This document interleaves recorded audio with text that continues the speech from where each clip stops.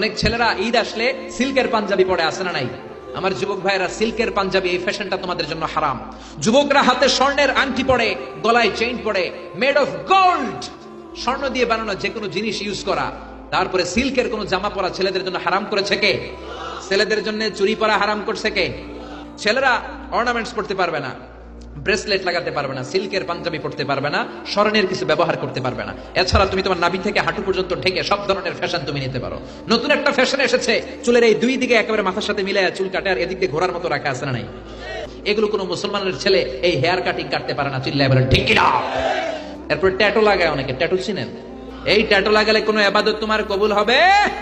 তার মানে তুমি যেই ফ্যাশন গুলো করবা, ইউর ফ্যাশন শুড বি হালাল। এই নিয়মগুলো মেনে ছেলে মেয়েরা যেই কোনো পোশাক পরো, যেই কোনো ফ্যাশন নাও, ওই ফ্যাশনের মধ্যে বরকত আছে না নাই?